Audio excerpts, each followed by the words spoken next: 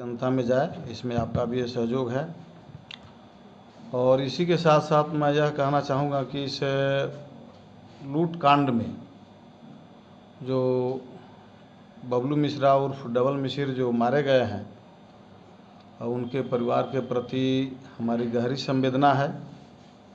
कि उनके जो बच्चे हैं, उनके बच्चों की तरफ से उनके पिता का, उनके गार्जियन का साया इस घटना में समाप्त हो गया, ख़त्म हो गया। और उस परिवार के प्रति हम लोगों की बहुत बड़ी सहानुभूति है। हम लोग भी कल उनके दरवाजे पर गए हुए थे जांच करने के लिए, पता चला, सब कुछ पूछताछ किए, उसके बाद से हम लोग अपना रिपोर्ट आप लोगों को भी दे देंगे। मगर लाला छापर जाने के बाद हम लोग 3-4 घंटा तक लाला छापर में रहे और के चारों तरफ एक दहशत था, फिर लोगों के अंदर आक्रोश भी था, ये भी देखा जा रहा था। दहशत इस रूप में था कि पुलिस वहाँ से गायब थी। एक दिन पहले इतनी बड़ी वारदात होती है और एक चौकीदार भी हम लोग के जाने के बाद वहाँ पर नहीं मिला कि इस घटना के इर्द गिर्द, घटनास्थल के इर्द गिर्द कोई चौकीदार भी रहे, ऐसा भी कुछ दिखाई नहीं दिया। हम लोगों ने तुरंत डीएसपी साहब को फ़ोन किया और फ़ोन करने के बाद फिर उन्होंने थाना को फ़ोन की और थाना से कुछ लोग गए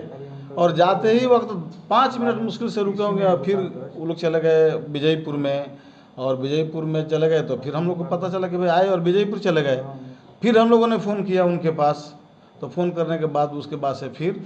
जगतौली ओपी की गाड़ी वहाँ पर गई और चौकीदार भी वहाँ पर रुके लोग, ऐसा देखने को मिला। तो सवाल यह है कि इतनी बड़ी वारदात के बाद वहाँ पर कोई 4-5 के संख्या में गनमैन को अगर पुलिस जगतौली ओपी या भोरे थाना यदि नहीं रख पाया तो इस घटना में सबसे बड़ी लापरवाही प्रशासनिक लापरवाही है, वो पुलिस की लापरवाही है। और चूँकि इसलिए लापरवाही है कि आप देखेंगे कि गश्ती का जो समय है उस समय पर लोग गश्ती नहीं कर रहे हैं। वैसे जिस समय घटना घटा तो लोगों से पूछताछ, बाज़ार के लोगों से पूछताछ करने के बाद यह पता चला कि वो अपराधी 5-6 की संख्या में थे। वहाँ पर गए और जाने के बाद जैसे ही वे लोग उनके दरवाजे की तरफ आगे बढ़े तब तक पीछे से कोई एक महिला थी जो कि देखी कि ये पॉकेट से निकाल करके कोई हथियार निकाल करके उनके दरवाजे की तरफ घुस रहे हैं अंदर में। वो महिला उधर नहीं जा करके वहीं से पीछे हट गई और पीछे जाने के बाद जा करके वो बोली कि वो दुकान में, ज्वेलर के दुकान में अपराधी सब घुस गया है, आप लोग दौड़िए यहाँ से। तो उधर से लोग दौड़ना शुरू किए, आकर के बगल में लोग खड़ा हो गए। ये सब अंदर से दुकान से लेकर के जैसे ही सब निकला, लोगों की तरफ से उसका प्रतिरोध होना शुरू हो गया। फिर अपराधियों की तरफ से फायरिंग की गई और फायरिंग करते हुए लोग वहाँ से भगे, जिसमें एक अपराधी वहीं पर पकड़ा गया लोगों के भीड़ के द्वारा। और फिर मोटरसाइकिल भी उसका लोगों ने पकड़ लिया, जब्त कर लिया। ऐसा चीज़ वहाँ पर सुनने को देखने को मिला इस रूप में, प्रत्यक्ष रूप में। सबसे बड़ी बात है कि एक दिन पहले जब घटना हो जाता है सभया में 3 लोगों के घर में चोरी कर लिया जाता है, लाखों का सामान वहाँ से चुरा लिया जाता है और पुलिस निष्क्रिय है। इस तरह की घटनाएं देख रहे हैं हम लोग की आम बात एक तरह से हो गई है। और इन घटनाओं पर सबसे ज़्यादा तो हम यही कहेंगे कि सरकार और पुलिस प्रशासन और न्यायपालिका सब लोग इसके जद में है, सब लोग इसके कहेगा कि इसके घेरे में है। पुलिस अगर पकड़ के भी किसी को भेजती है तो कोर्ट से उचित उसमें निर्णय नहीं आ पाता है और पुलिस भी बड़े पैमाने पर बहुत सारे घटनाओं में लापरवाही करती है। उसके पहले भी 2-3 साल पहले उस ज्वेलर्स की दुकान में इसी तरह का घटना हुआ था, जिस घटना में शायद उस समय आया था एक नाम सिसई के भी कोई लोग उसमें शामिल थे। और इस समय भी हम कह रहे हैं कि निश्चित रूप से इर्द गिर्द के लोग लाइनर के रूप में ज़रूर होंगे, तभी कोई दूसरे जगह का है, कोई दूसरे जगह का है, कोई दूसरे जगह। जैसा कि अखबार में और कुछ वीडियो के जरिए जो रिपोर्ट मिल रहा है कि कई जगह के इसमें अपराधी शामिल हैं इस घटना में, तो मैं साफ साफ कह रहा हूं कि इस तरह की घटनाओं में कोई एक जगह के लोग तो रहते ही नहीं हैं, लेकिन दूर दूर के अगर कोई आया है इसमें तो निश्चित रूप से स्थानीय लोग भी उसमें शामिल हो गए।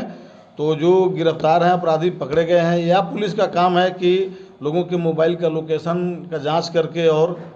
इस घटना का खुलासा करे कि वह स्थानीय आदमी कौन हो सकता है जिसके इशारे पर उस ज्वेलर की दुकान में 2-2 बार इस तरह का वारदात हुआ और इस वारदात में एक अपराधी मारा गया, उस भीड़ के हाथे चढ़ गया और फिर उसके बाद से उन लोगों के द्वारा एक और जो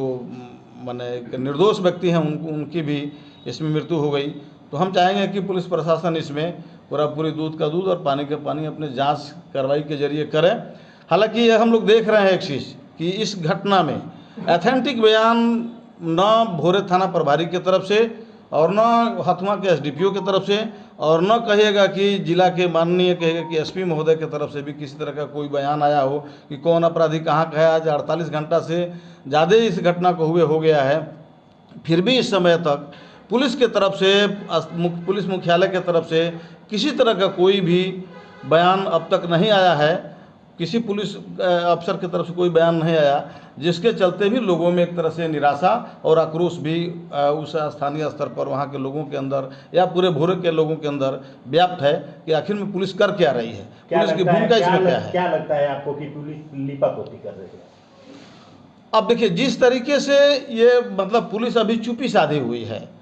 तो हमको तो लग रहा है कि इसमें कुछ ऐसे अपराधी हो सकते हैं जिनको कि पुलिस बचाने में भी लगी हो, पुलिस के ऊपर दबाव भी हो, जिनका नाम आ जाएगा मोबाइल के लोकेशन से या जो लाइनर होगा उसका नाम अगर आ जाएगा तो निश्चित रूप से वह किसी न किसी राजनीतिक दल के साथ उसका संबंध होगा स्थानीय स्तर पर। और राजनीतिक दल के नाम के साथ जब उसका संबंध होगा तो जरूर राजनीतिक ऊपर से प्रेशर होगा कि भाई इसमें सभी लोगों का नाम का खुलासा नहीं होना चाहिए, इसलिए इस बयान को या इस रिपोर्ट को रोक करके रखो, सबके बारे में इसमें नहीं बताना है। जरूर ऐसा होगा पुलिस के ऊपर दबाव ऊपर से। मृतक के भाई का आरोप है कि हमने कई बार एसपी को फोन किया लेकिन एसपी सिर्फ आश्वासन दिए लेकिन घटनास्थल और मेरे दरवाजे नहीं पहुंचे। हम तो देख रहे हैं कि जो एसपी महोदय बार बार एक छोटा छोटा मामला में प्रेस कॉन्फ्रेंस कर रहे हैं और थाना में जाकर के जांच कर रहे हैं, और इतनी बड़ी वारदात हो जाए, दिन दहाड़े डकैती हो जाए, 2 लोग मार दिए जाएं उसमें, और फिर बगल में भी एक चोरी की घटना है, और इस मामले में एसपी का यहाँ पर न आना, पूरा का पूरा पुलिस प्रशासन इस मामले में और एसपी की भूमिका भी कहेगा कि संदेह के घेरे में है। हम लोग तो इसी रूप में देख रहे हैं कि पुलिस की भूमिका, एसपी की भूमिका इस मामले में संदेह के घेरे में है। आपकी पार्टी क्या इस बात को मानती है कि प्रशासनिक चूक का नतीजा है लाला छापर कांड? निश्चित रूप से प्रशासनिक चूक का मामला है ये।